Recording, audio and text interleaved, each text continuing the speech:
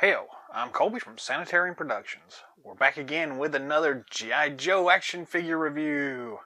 In this episode, we're taking a look at the GIJoeClub.com exclusive figure subscription service. This is one of the early figures from the first wave. This is actually figure 12 out of that first wave. This is T.N.T. So this is a actually pretty cool looking figure here. This is actually based off of the Plastorama exclusive from 1986 from Argentina. So it was a pretty cool thing that the G.I. Joe Club itself kind of reached out and kind of scoured to find some obscure characters that some of us, like in the States, never actually got as actual figures, but kind of redone in the new modern era versions of them. So very cool looking figure. Comes standard carded here. Very nice looking artwork. Nice update to the character art from the vintage release and that Argentina card. Flipping it over to the back here, we have the extended artwork here, or the enlarged artwork, along with the actual file card here. The club exclusive stamp on the side there, 1-12. And we'll move the light up here a little bit, and y'all can pause it right here if you want to read through the actual file card itself. Very nice looking though. So pretty cool looking. Let's go ahead and open this guy up.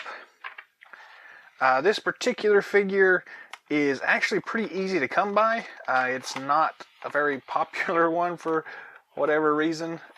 So pretty standard, pretty easy to get on the secondary market. Again, the club has closed down back in 2019. So there's a shot of the actual character art there. Very cool. Toss that to the side for right now, and let's see what we got here. A little bit of tape here holding the accessories in. Go ahead and just cut that off. And slice this one off. And see what we got here. We got a cool backpack case thing here. We have a cool little shovel. And we'll zoom in here in a moment and look at all these things individually, up close and in person. We got a submachine gun here. And it looks like it's that's the one I know as Duke's assault rifle, submachine gun, whatever you want to call it. We've got the figure itself. Very nice looking. And we get the figure stand in a nice silver color here. So, very cool. We'll toss this to the side. And let's go ahead and zoom in real close here. Get the camera repositioned here so we can see everything. Give me just a second here. That's not too bad. Alrighty here. So let's start with the figure stand. We get a nice silver traditional 25th anniversary figure stand here. 2-foot pegs, the raised G.I. Joe logo on the top. Codename Theodore N. Thomas, or T.N.T. 2007 copyright on it. So very nice. I'm not sure why they went with the silver on this one, unless it's just because it is that Plastorama Argentinian release that they wanted to differentiate it, but it's cool regardless. Let's see, let's start here with the shovel thing here. So very nicely detailed little spade shovel thing. It doesn't fold up or anything like that, but has some nice detail on it. Looks pretty cool. We get the actual submachine gun here. Again, this is the one that I always associate with Duke, because that's the weapon he had in the vintage line back when I was a little youngin'. Nice detail work on that as well. I really do like this one. This is a pretty cool little rifle machine gun thing here. The backpack is one of those crazy fold-out ones. Some interesting detail on the side here, but you got these little handle things that fold out like that. And then the actual case itself, it's got some stuff in it. It opens up like this, and has some cool stuff in here. Oh, and everything's falling out here. So let's just dump it out here and see what we got. So nice little compartments for everything here. Some nice little tools and... Oh, is that a grenade in there? That's cool. Some little wire snippers, some extra bits and bobs in there, some little wire down there. So very nice looking anyways. And the accessories we get a cool little gas can. Very nice looking. I'm not really sure why that's part of the kit. I guess this could also be a water can if you wanted to think of it like that, but that's cool. I like that. And that does fit right back in here into the case. We have a cool little, one of those little bomb things. Very nice looking. Got the nice red wire and the blue wire. These are cool. Some nice detail work on that. And that kind of fits up here in the top, like so. Then we have this cool flashlight. We've seen the flashlight in a couple of different iterations. A nice mag light in that gray color. Some nice details on the handle right there. Some nice cross-hatching-y stuff. Cool little buttons. Lens little dial thing. And that also fits right there into the side very nicely. And then the other accessory we get is this little multi-tool. This is pretty awesome here. Very nice detail. It's got the blade out already. It's got the little plier teeth on it there, and you can see some other little doodads in there. Flipping over to the other side, some more little details there. That's just really cool. And this actually works really well for this character. He is supposed to be a bomb disposal expert. So it definitely makes sense that he would have some of these tools in his toolkit. So we'll stick that back into the side right there. And then it just folds up and folds back like that and locks in place, and he can keep everything in there. He can carry it around, or he can throw it on his back, either way you want to do it. Nice. Go ahead and slap that on his back right there and see what that looks like.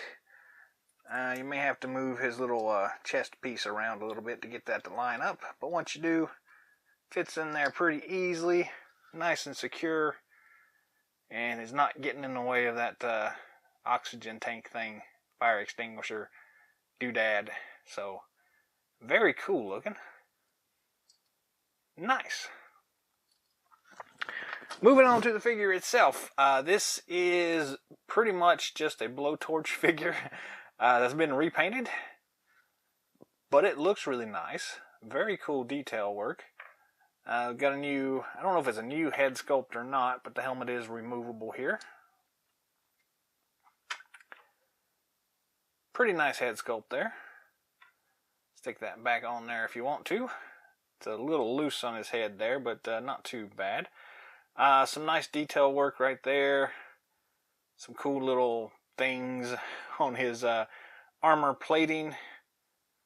Nice detail on the legs. Some cool detail there on the sides. More armor plating. That cool fire extinguisher thing on his back. And this one is also not removable, so you just kind of have to leave it there. But yeah, it's a cool looking figure here. It is a really nice reuse of that blowtorch body. So yeah, it's no problem whatsoever there. The helmet itself is pretty much a standard G.I. Joe Trooper helmet in that nice blue color. So that's very cool. We'll leave that off for just a moment here. Let's look at articulation. The head kind of gets stuck on the rim there, but you can still move it around. It does spin 360 degrees there pretty well. Not a lot of up and down motion. You get some side head tilt there going on though.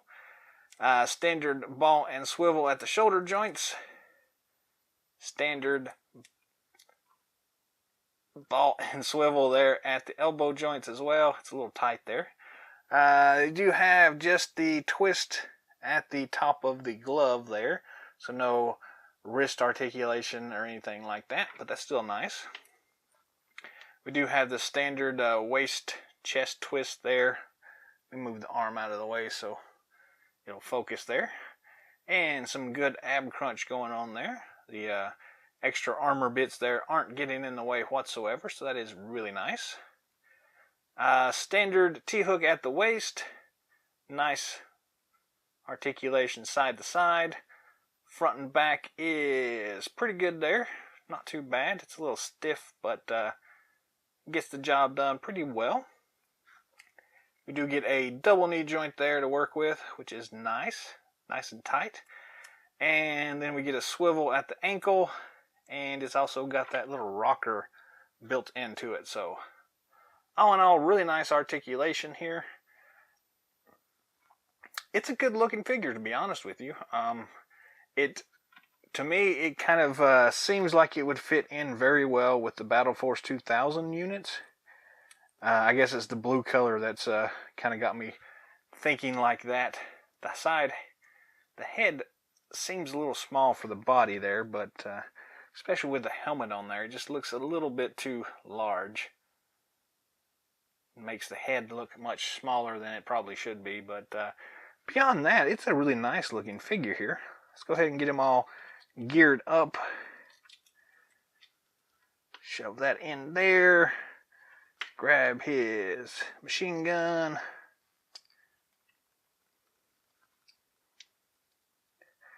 And let's grab this shovel thing here too. Everything fits in his hand very nicely. And it actually looks really good on him here. So I'm actually really impressed with this figure. I was not thinking that it would really astonish me too awful much. Again, it's not one of those figures that I have any association with from the vintage line or anything like that. They just weren't available where I was, and so I never actually got one of this character, and it seemed like an odd repaint at the time when it was made aware of it, I guess. But in person here, I'm really liking this thing, so I don't know. What do y'all think?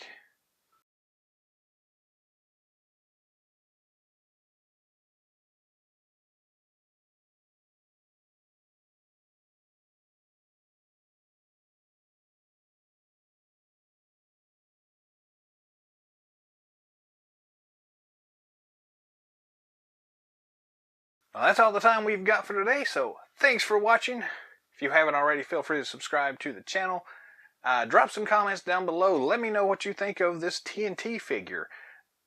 Did you actually have one of the original vintage versions of this character? If you did, what was that like? Because that sounds pretty amazing. But if not, what do you think about the general figure here? To me, again, I think this thing would actually fit in very well with the Battle Force 2000 unit, so that's probably where this guy's going for me. But, let me know what you think. If you'd like to see anything special in future episodes, let me know that as well. And until next time, Yo Joe!